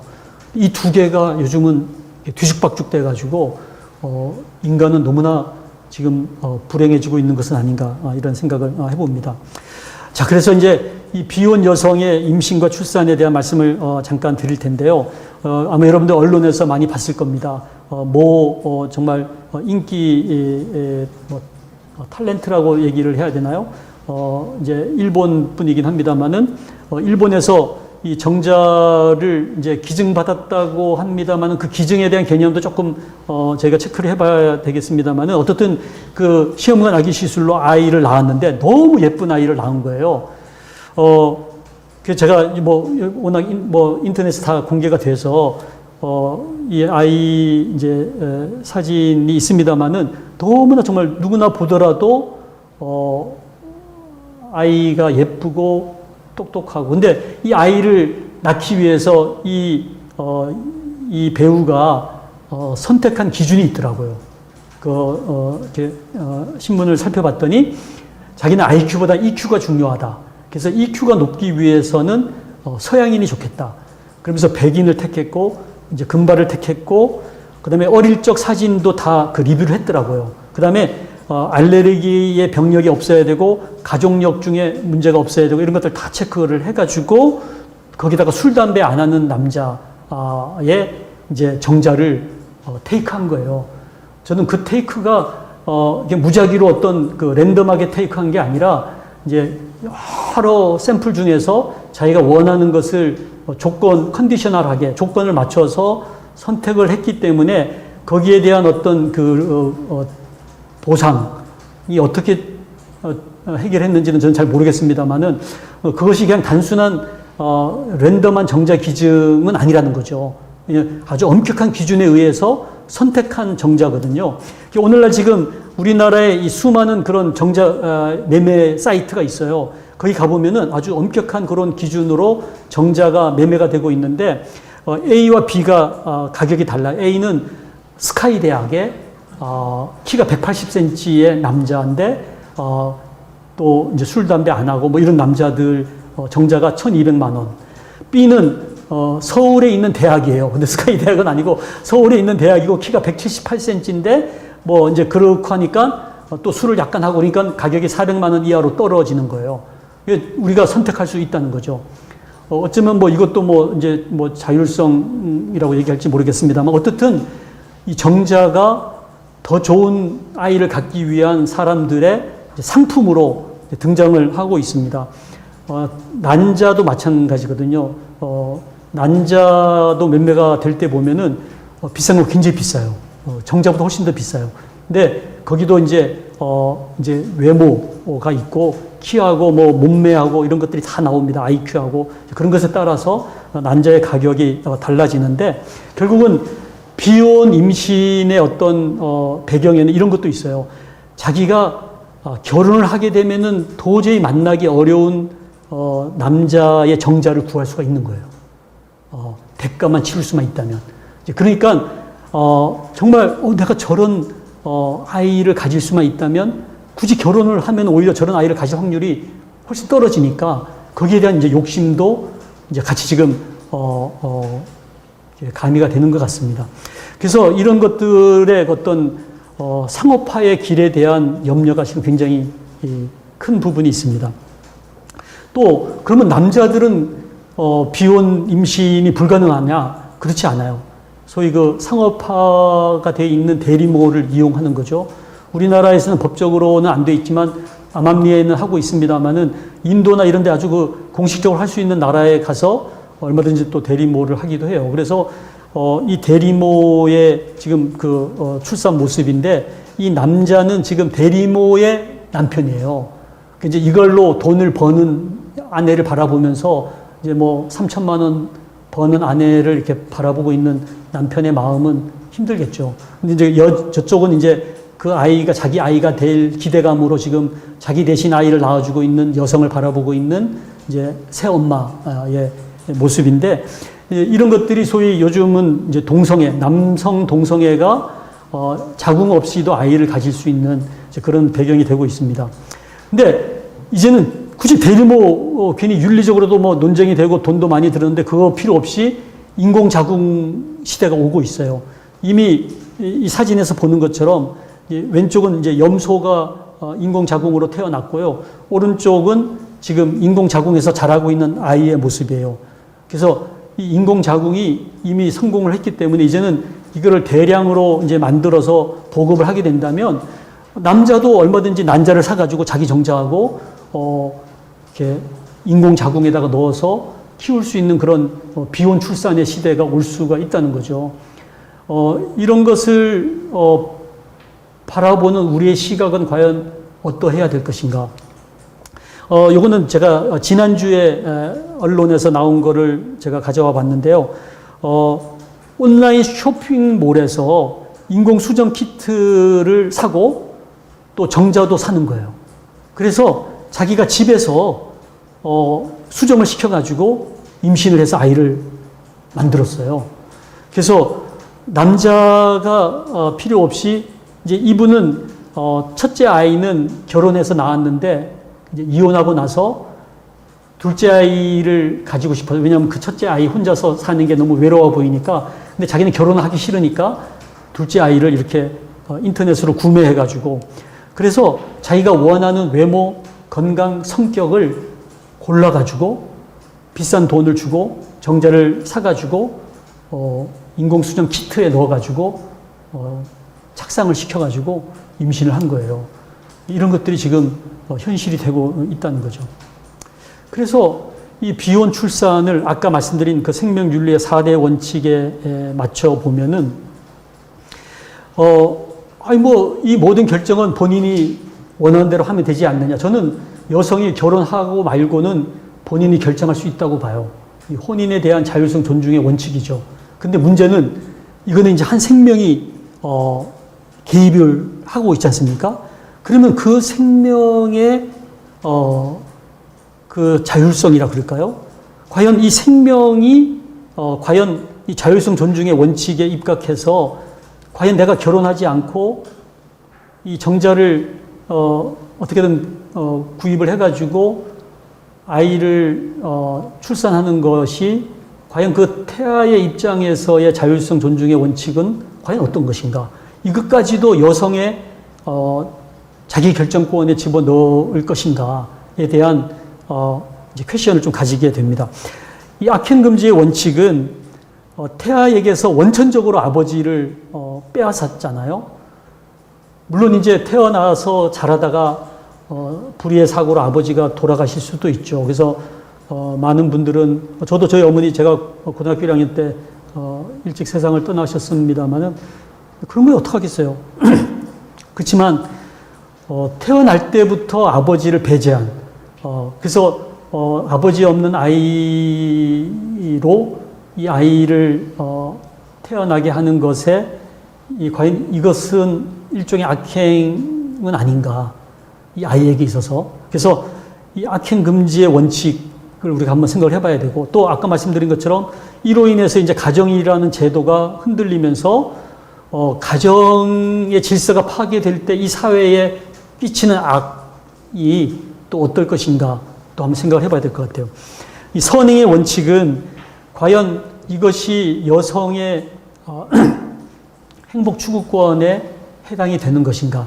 저는 정말 감사하게도 지금까지는 이 비혼 출산을 했던 이 배우가 아주 행복해하는 모습을 인터넷에서 보니까 그나마 다행이라는 생각은 하고 있습니다만은 이런 정자를 매매를 해가지고 비혼 출산을 하는 앞으로의 많은 여성들이 자기가 애초에 그림을 그렸던 아이하고 다른 아이가 태어날 수 있지 않습니까? 왜냐하면 그 정자를 매매할 때, 구입할 때의 그 조건대로 아기가 만들어지지 않다 보니까, 물론 이제 자기의 유전자도 또 이제 들어가게 되고, 또 얼마든지 우리가 이제 자녀들 보면은 엄마 아빠만을 꼭 또 닮지도 않고, 또 이제 어떤 유전자가 더 우성으로 발현할지 모르는 상황에서 전혀 자기가 기대했던 아이가 아닐 때, 요즘 그 정인이 학대 사건도 입양을 했는데 자기가 꿈에도 그렸던 그 아이가 아니게 될 때 어떤 그 거친 행동이 나오게 되지 않습니까? 그래서 이렇게 비혼 출산으로 정자를 구입해서 만든 아기가 마음에 안 들 때 과연 그 여성은 어떤 결정을 내릴 것인가?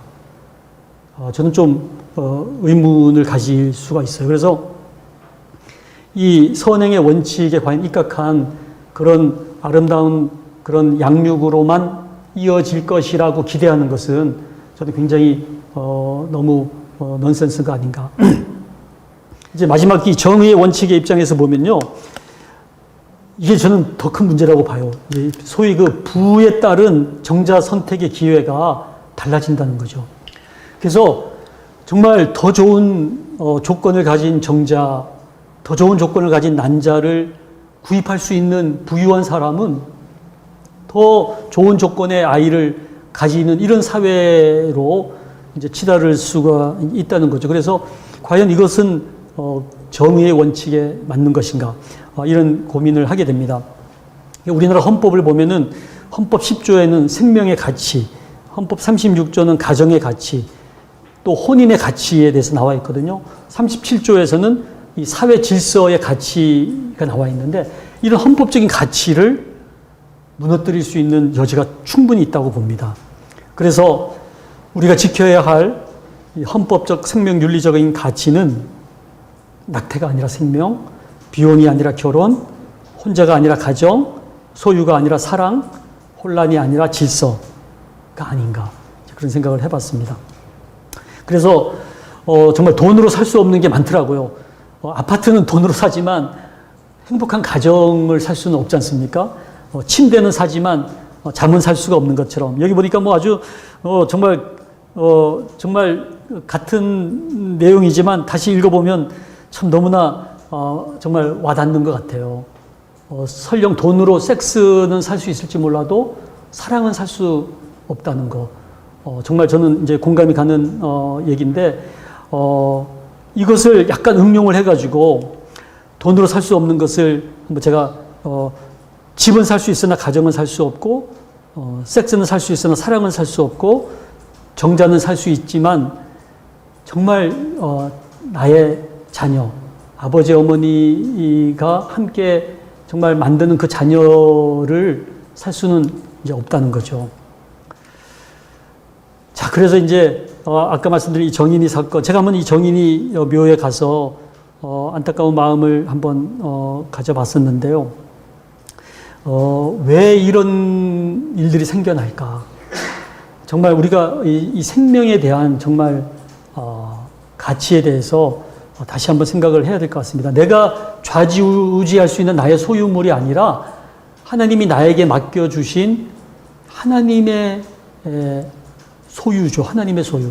정말 나의 소유가 아니라 내가 양육을 책임 맡은 그런 나에게 맡겨주신 존재, 그 하나님의 선물이라고 생각할 때는 이렇게 할 수 없는 것이 아닌가 생각을 해봅니다. 그래서 여러분들 아마 그 가방 속 아이 사건 아실 거예요. 말을 안 듣는다고 여행용 트렁크 안에 아이를 집어넣고서 막 발로 짓밟고 막 옆에 막 헤어 드라이어 뜨거운 바람을 집어넣고 해서 결국은 7시간 만에 죽었던 그 아이를 제가 한번 그려봤어요. 근데 너무나 이 아이를 제가 그림을 그리면서 흡사한 모습이 이 자궁 속의 아이하고 크기도 그렇게 많이 차이가 나지 않는 이 가방과 자궁의 모습인데, 이런 그 자궁 속에 있는 아이를 우리가 너무나 쉽게 살해하는 우리의 습성이 태어난 영아들에게도 정인이 학대나 또는 이 트렁크 속에 아이를 짓밟는 우리의 행동으로 나타난다는, 그것이 이 Journal of Psychiatry라는 이 의학 잡지에 논문으로 실렸어요.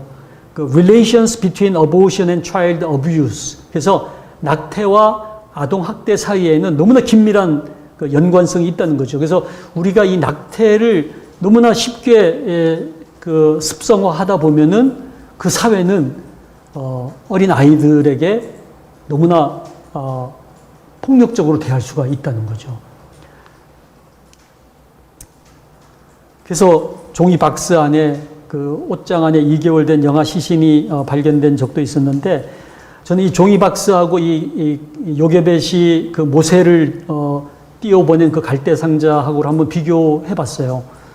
그래서 요게벳은 자기가 키울 수 없는 것을 알게 되었을 때 어떤 결정을 내리냐 하면은 하나님께 맡기면서 누군가가 대신 키워주기를 바라는 마음으로 그 갈대 상자에 그것도 막 역청을 칠해가지고 물이 새어들지 못하게 탁 하면서 이렇게 흘려보내면서 이렇게 주위에서 이제 관찰한 거죠.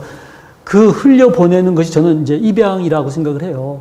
제가 이번에 이제 이집트를 방문하면서 그 나일강에 가서 이 요게벳의 노래를 이렇게 한번 이렇게 음미를 한 적이 있습니다. 정말 내가 키울 수 없을 때 그 아이를 우리가 살해하지 말고 그 아이를 다른 키울 수 있을 만한 사람에게 이렇게 맡겨드리는 이런 입양 운동이 저는 하나의 그 대안이 될 수 있지 않을까 생각을 해봅니다. 그래서 이 베이비 박스에 가보시면 이렇게 뚜껑을 열고 거기 박스 안에 아이를 집어넣고 그러면 벨이 울리면서 그 아이를 받아서 이제 키우게 되는데, 정말 최근에는 요 베이비 박스 가까이 갔다가 그냥 바깥에 두어서 아이가 참 안타깝게 죽은 아이의 어머니를 저희 병원에서 좀 상담을 했던 적이 있어요. 근데 참 이 생명에 대한 우리의 그 평상시의 어떤 가치에 대해서 우리가 제대로 교육만 했더라도 그까지 갔는데 정말 그 안에 들여놓았더라면 하는 마음이 들거든요. 근데 그 한순간에 결정을 할 수 있는 그런 가치 교육이 우리가 제대로 되어 있지 못했구나 이런 생각을 하면서 우리 크리스찬들이 또 이런 일에 앞장서야 되겠다는 생각을 했습니다. 지난주에 이 목사님이 저한테 전화 와서 서울시에서 이제 법인으로 허가를 처음 이제 받은 거예요. 그래서 그동안은 이제 안 돼 있었는데 법적으로 이제 보호받을 수 있게 됐다고 좋아하시는 모습을 제가 들었었는데요. 양동이 안에 이 아이 울음소리, 이게 뭐냐면은 실은 이제 저희 병원에 그 간호조무사가 산부인과 병원에 근무하다가 저희 병원으로 이직을 해왔어요. 그래서 어디서 왔냐 그랬더니 산부인과 병원에 있다. 그래서 왜 왔냐 그랬더니 자기가 이렇게 퇴근하는데 어디서 고양이 울음소리가 들려서 그 적출물 처리하는 그 창고에 갔더니 조금 전에 제왕절개 낙태술, 이 제왕절개 낙태술이 뭐냐면 여러분 배를 째서 아이를 끄집어내는 게 제왕절개 분만술인데 끄집어낸 아이를 그냥 방치하면은 그 아이가 죽게 되면은 그게 제왕절개 낙태술인 거예요. 어떤 면에서 그 영화 사례지 않습니까? 근데 그거를 제왕절개 낙태술이라고 불러요. 근데 그 제왕절개 낙태술로 태어난 아기가 아직도 죽지 않고 거기서 고양이 울음소리를 내고 있는 모습을 보고 너무 끔찍해서 그 병원을 그만두고 왔다고 그러더라고요. 그래서 제가 설마 그런 병원이 어디 있겠냐고 제가 그런 얘기를 했었는데 이번 사건이 작년에 그런 사건이 있었잖아요. 제왕절개 낙태술로 태어난 아기를 방치하는데 그 아이의 울음소리, 양동이 안에 방치가 됐는데 결국 이 의사가요, 낙태죄가 없다 보니까 낙태죄와 관련해서는 무죄 판결을 받았어요. 그것이 우리가 지금 살아가는 세상에 참 이 법 체계가 그렇게 지금 되어 있습니다. 유독 인간만이 낙태를 한다는 거죠. 모든 동물은 다 이 새끼를 보호하는 본능이 있는데 그 하나님 만드신 그 피조물 중에 그 정말 영장이라고 하는 모든 피조물의 영장이라고 하는 인간만이 자기의 새끼를 죽인다는 거죠. 그래서 이 생명윤리의 4대 원칙을 이 낙태에 적용하는 거, 요거 제가 마지막으로 말씀드리고 이제 강의를 마치겠습니다. 그래서 자율성 존중의 원칙에서 우리가 여성의 자기결정권만 생각하지 말고 저는 그거 굉장히 중요하다고 봐요. 그렇지만은 태아의 자기결정권도 중요하다는 거죠.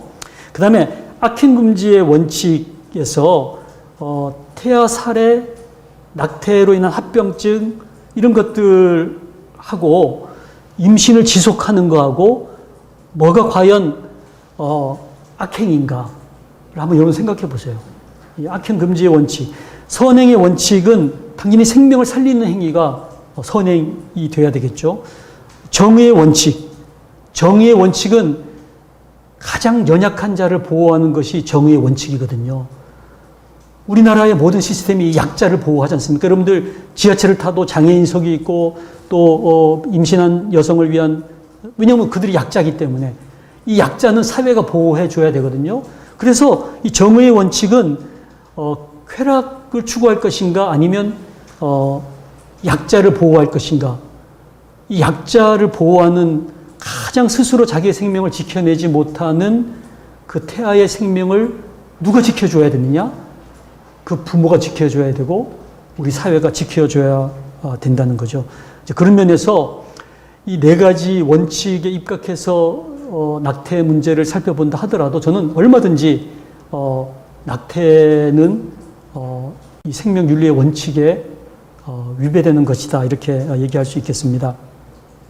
그래서 낙태에 있어서 여성의 자기결정권을 얘기하려면 전제 조건이 있어야 되는데 다른 사람의 생명을 해치지 않아야 되고 충분한 정보와 설명을 들어야 되고 낙태에 앞서 임신의 자기결정권의 책임을 져야 한다. 이게 뭐냐면 자기결정권을 얘기하려면 그 임신하기 전에 그러면 피임을 했어야 되고 아니면 그 남성과의 그 어떤 성적인 결정을 본인이 하지 말았어야 되고 그래서 임신에 대한 결정을 먼저 고려해야 되는데 그때는 자기결정권을 희미하게 해놓고서 이제 와서는 자기결정권을 강조한다는 것이 그거는 또 말이 안 된다는 거죠. 그 다음에 생부도 함께 자기결정권의 책임을 져야 한다. 그래서 독일 같으면은 유전자 검사까지 하면서 추적을 해가지고 그 생부 정자를 집어넣은 그 남성을 찾아가지고 양육의 책임을 물어요. 저는 굉장히 이거 필요하다고 봅니다. 아무래도 그 독일이 그 기독교적인 어떤 가치관, 법 체계를 가지고 있다 보니까 그래서 우리나라도 어떻게든지 추적을 해서 그 생부에게 공동의 책임을 저는 물어야 된다고 생각을 합니다. 그래서 이 낙태 전에 충분한 낙태에 대한 정보를 제공하는 이 상담과 숙려 기간이 너무 저는 필요하다고 생각을 합니다. 태아의 자기결정권. 요거는 요 사건만 얘기하면 이해가 될 겁니다. SBS 그것이 알고 싶다에 이 신혜 사건이 있었어요. 이 신혜라는 이 초등학교 4학년 아이가 이제 윌름 씨 종양이라고 이게 배가 볼록하게 튀어나오는 종양인데 이 종양은 악성 종양은 아니기 때문에 빨리 수술하면은 살릴 수 있는 아이였는데 그 부모가 사이비 종교에 심취를 해가지고 병원에 가서 치료를 안 받는 거예요. 그래서 몇 개월이 지나가 버렸어. 그 동네 사람들이 보다 못해서 경찰에 신고했더니 우리나라 최초로 경찰이 그 부모로부터 보호자의 자격을 빼앗아 가지고 그 동네의 목사님에게 보호자의 자격을 부여해서 막 불이 나게 삼성의료원에 가서 치료를 받았는데 결국은 죽었어요. 그 아이가. 그 신혜라는 아이. 그 사건의 결국은 교훈이 뭐냐면은 아무리 부모라도 그 아이를 살리기 위한 노력을 하지 않는 부모는 보호자의 자격이 없다는 거죠. 아까 우리 술 주정뱅이 마누라도 마찬가지 아닙니까? 그래서 적어도 이 태아의 보호자의 자격을 가지려면 그 여성이 이 태아를 지키려는, 태아의 생명을 살리려는 의지가 있는 사람에게 보호자의 자격을 줄 수가 있는 거예요. 근데 여러분들 이 낙태 시술 하라고 하면 누가 사인하는 줄 아세요? 그 엄마가 사인을 해요. 그리고 어떨 때는 이제 보이프렌드 같이 사인할 때도 있고요. 근데 그 두 사람은 다 그 생명을 지킬 의지가 없는 사람이잖아요. 그 사람에게 어떻게 그 생명의 보호자의 자격을 줄 수가 있겠어요? 보호할 의지가 없는데. 그런 면에서 우리가 그것이 알고 싶다의 이 신의 사건을 통해서 이 태아를 살리려는 의지가 있는 다른 목사님이 있으면 그 목사님에게 이 태아의 보호자의 자격을 줘야 된다는 거죠.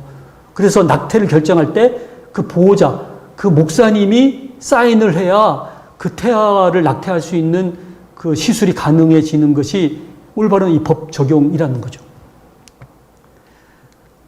그래서 태아에게 최선이 무엇일까? 당연히 살고 싶은 거죠. 그건 여러분들 초음파 해보면요. 조그만 막대기만 집어넣어도 그것을 피해서 살라고 이 태아가 발버둥 치고 있거든요. 먹고 싶어서 계속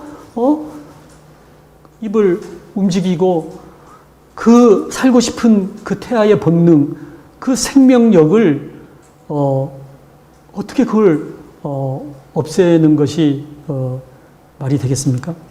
그래서 이건 이제 그냥 제가 엄마, 아빠, 태아 이게 이제 낙태 이해 당사자라면 낙태를 결정함에서 중요한 이 세 이해 당사자, 직접 임신을 하여 이를 지속할지 낙태할지 결정해야 하는 생모가 있고, 성관계를 통해서 자기의 정자를 집어넣어서 임신을 야기시킨 생부가 있고요.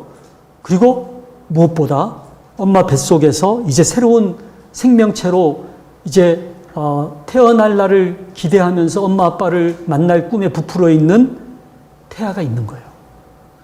그 등장인물, 세 명의 등장인물에 대해서 우리가 함께 생각을 해야 된다는 거죠.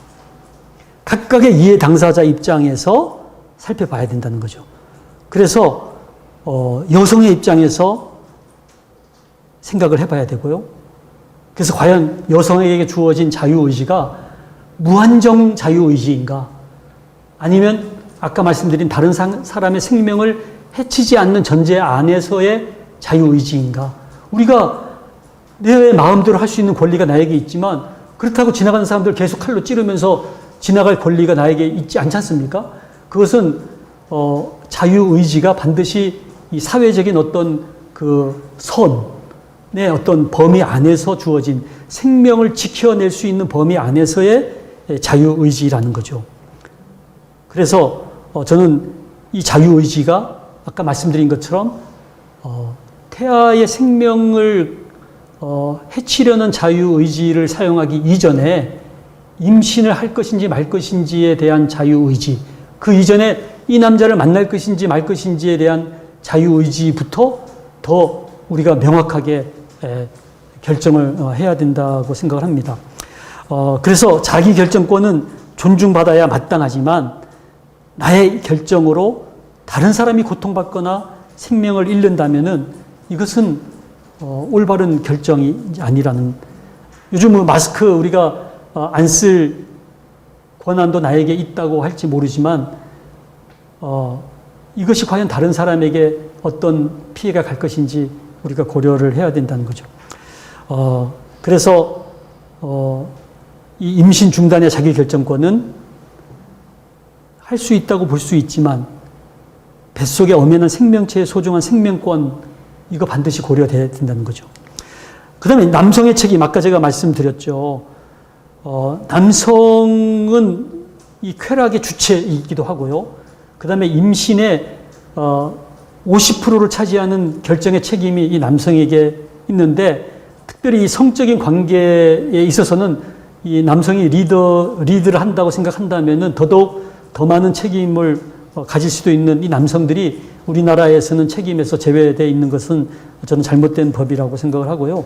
이제 낙태법이 최근에 다시 국회에서 만들어지게 된다면 저는 이 부분에 대한 분명한 언급이 있어야 된다고 보고요. 저는 그런 생각을 하고 늘 그걸 주장하고 있습니다. 여성이 임신과 출산의 고통을 담당한다면 남성이 피임과 양육의 책임은 남성이 져야 되는 것이 아닌가. 그래서 여성은 임신과 출산, 남성은 피임과 양육의 책임을 이렇게 나눠서 져야 되기 때문에 저는 이런 남성의 책임이 우리 남자들에게 저는 굉장히 있다는 것을 말씀을 드리겠습니다. 그래서 쾌락의 반을 넘어 누린 남성의 책임은 여성보다 더하면 더했지 결코 적지 않다라고 생각을 하면서 이것이 이 가족 공동체의 과제임을 잊지 말아야 되겠다고 생각을 합니다. 이제 마지막 이 태아의 자기결정권. 태아가요, 아마 여러분들 첫째 시간에 우리 최연일 교수님을 통해서 얘기 들으셨겠지만 이 태아가 이미 뱃속에서 다 오감으로 느끼고요, 꿈을 꾸고요, 생각을 하고요. 그러면서 이 태아가 얼마든지 이 엄마 아빠와 뱃속에서부터 반응을 하는 그 주체이거든요. 인격체이거든요. 그래서 이 태아의 자기결정권은 굉장히 보장이 돼야 된다고 생각합니다. 그런 면에서 요즘 이 소위 급진적인 여성주의자들이 잘못 생각하고 있는 거, 이것은 그냥 내 자궁 속에 그냥 물체다, 나의 소유다, 소유물이다, 이런 것은 굉장히 이 태아의 제대로 된 이해를 못하고 있는, 과학적이지도 않고 의학적이지도 않고 그것은 굉장히 잘못된 그런 지식의 근거를 두고 있다고 생각을 합니다. 제가 말씀드린 그 신의 사건에 대한 설명을 제가 해드렸고요. 그래서 태아는 스스로 결정할 능력이 없기 때문에 더더욱 약한 존재거든요. 그래서 이 세상에서 가장 연약한 존재가 있다면 어쩌면 뱃속에 있는 태아일 것이다. 저는 그래서 예수님께서 그 급박한 구속사역을 위해서 이 땅에 오셔야 했는데 우리 같은 어른으로 이 땅에 오지 않으시고 가장 연약한 배아와 태아의 모습으로 마리아 자궁 속에 오셔서 그 9개월의 기나긴 세월을 마리아 태중에서 보내셨다는 거죠. 그래서 저는 이제 4월 1일 제가 이제 산부인과에서 배운 실력으로 12월 25일에서 역계산해 봤더니 마리아의 자궁 속에 예수님께서 성육신 하신 날이 4월 1일이 되더라고요. 그래서 이제 카톨릭은 보니까 3월 31일을 이 성육신의 날로 지키고 있던데 우리 기독교는 그 절기를 지키지 않는 것 같아요. 저는 예수님께서 이 땅에 오신 날은 크리스마스가 아니라 성육신 하셔서 하늘나라를 버리시고 마리아 태중에 가장 연약한 배아의 모습으로 이 땅에 오신 이유가 뭐겠습니까? 그 배아와 태아가 너무나 소중한 인간 생명임을 예수님께서 그 삶을 사시면서 우리 모두가 다 태아였다는 그 진리를 스스로 드러내시면서 그 9개월의 그 기나긴 세월을 그 깜깜한 태중에서 사신 것이 아닌가 생각하면서 저희가 4월 1일을 생명의 날로 지키면서 지난 4월 첫째 주일 우리 온누리 교회에서 많은 분들이 이제 생명주일로 지켰습니다만은 그 가장 연약한 태아의 결정을 누가 도와줄 것인가? 그것은 부모와 우리 사회가 그걸 지켜야 된다고 생각을 합니다. 이것을 지켜내기 위해서 법이 필요한 거죠. 강자를 위해서는 법이 필요 없어요. 근데 약자를 위해서 법이 필요한데 그 약자 중에 약자가 이 태아라는 거죠.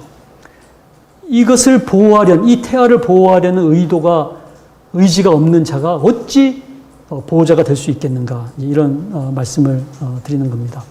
그래서 이번 낙태법 개정으로 저는 엄마 아빠 태아가 모두 건강하고 행복해질 수 있는 그런 법안이 마련되기를 간절히 기도하고 있어요.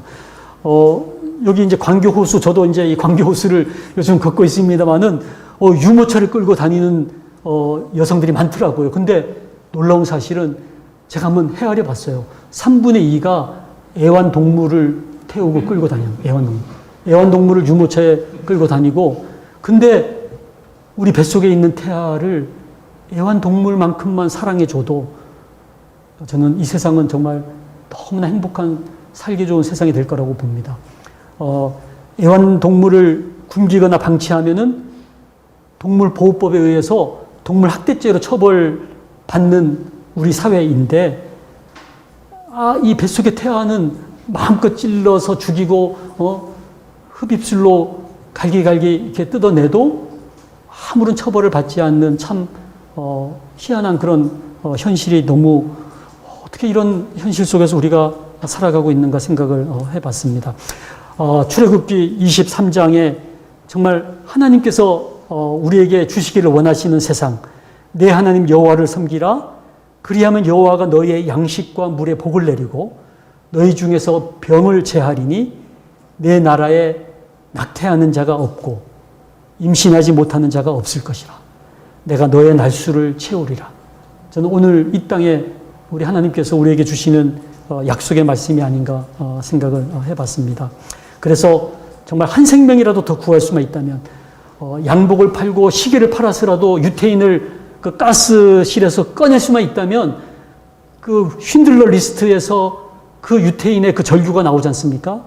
정말 우리도 이 태아를 한 명이라도 더 살릴 수만 있다면 누군가는 이 일에 뛰어들어야 되는데 우리 여러분들 정말 이 생명을 살리는 일에 우리가 정말 코로나 일선에 우리가 뛰어드는 것처럼 누군가는 이 일선에 뛰어들어서 이 피비린내 나는 이 죽음의 계곡에서 우리의 태아들을 생명으로 건져내야 되지 않는가 생각을 합니다. 그래서 이 사회적 전환기의 최대 비극은 악한 사람들의 거친 아우성이 아니라 선한 사람들의 소름 끼치는 침묵이다. 또는 세상은 악한 일을 행하는 자들에 의해 멸망하는 것이 아니고 아무것도 안 하며 그들을 지켜보는 사람들에 의해 멸망할 것이다. 그래서 정말 침묵하고 있는 다수의 저희들 때문에 태아는 지금도 죽어가고 있다는 거죠. 그래서 저는 이제 우리 소위 그 전문직, 저는 여기 특히 우리 MDB 과정에 계시는 우리 신학생들 이제 곧 성직의 길로 들어서게 될 텐데, 이 소위 그 성직자, 법조인, 의료인 이 세 직종을 특별히 프로페셔널이라 그래서 이 전문직이라고 불렀어요. 그래서 옛날에 유니버시티가 되려면 이 세 전문직을 가르치는 대학이 있어야 이제 종합대학이라고 얘기를 했을 정도로 이 세 직종은 프로페셔널인데 공통점이 있어요. 그게 뭐냐면은 이제 가운을 거친 가운을. 이 가운의 의미가 뭐겠어요? 자동차 수리하시는 분이 유니폼을 입는데 그 가운의 의미겠습니까? 의사가 입는 가운이 그냥 고름 같은 거, 피 같은 거 묻으면 옷을 더럽히니까 그래서 유니폼을 걸치는 건가요? 그게 아니거든요.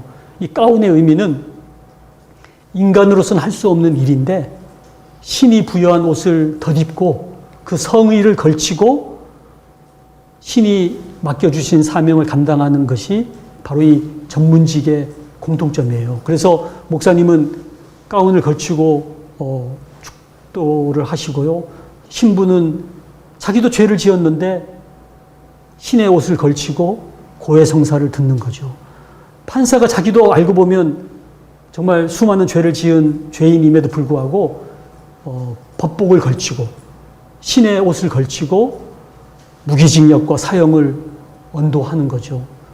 어떻게 자기도 보면은 의사들이 또 먼저 죽는 경우도 많아요. 자기 병도, 자기 몸속에 암이 있는지도 모르는 의사가 어떻게 다른 사람의 배를 칼로 팍 찔 권리가 어디 있겠습니까? 근데 신이 부여한 의사 가운을 걸치고 다른 사람의 배를 가르는 거죠. 그래서 저는 특별히 이 전문직에 종사하는 저희들은 특별히 이 생명을 지켜낼 정말 준엄한 그런 책임을 가지고 있다고 봅니다. 그렇기 때문에 훨씬 더 높은 수준의 윤리적인 잣대를 요구하기도 하는데 정말 이제 성직으로 가시는 여러분들께서 정말 말씀 속에서 또 목양 속에서 생명의 소중함을 꼭 좀 알려주시기를 간절히 부탁을 드립니다. 그래서 우리가 하나님이 주신 이 가운을 걸치고 우리가 행하는 이 행렬이 거룩한 생명의 행렬이 되어서 이 사회를 올바른 길로 인도해야 된다고 봅니다.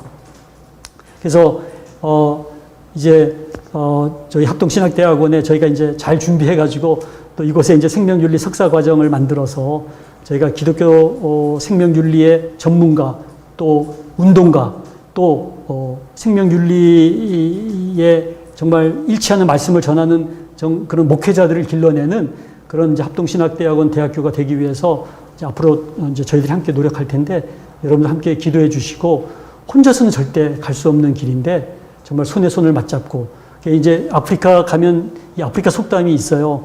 빨리 가려면 혼자 가고 멀리 가려면 함께 가라. 이 생명의 길에 이 생명의 행렬에 우리 예수님을 앞세우고 우리 모두 함께 손에 손을 잡고 이 생명의 길로 나아가면 좋을 것 같습니다. 예. 그래서 마지막 슬라이드 제가 요거 2023년도 개설 예정이고요. 전인의료 생명윤리 석사 과정 MA in Holistic Medicine and Bioethics. 그래서 지금 현재 5명 정도 선발하려고 그러는데 우리 총장님께서 또 더 뽑을 수도 있겠다 이런 말씀해 주셔서 너무 감사하고요. 우리나라 신학대학원 최초의 생명윤리 석사 과정이고 신학대학원뿐만이 아니라 우리나라 최초의 기독교 생명윤리 석사 과정이에요. 저는 하나의 그 분수령이 될 거라고 봐요. 이 합동신학대학원의 이 생명윤리 석사 과정을 통해서 우리나라의 이 생명의 어떤 가치, 이 생명의 역사가 새로운 분기점을 맞이하는 그런 계기가 될 수 있는 저는 출발점이 될 거라고 생각을 합니다.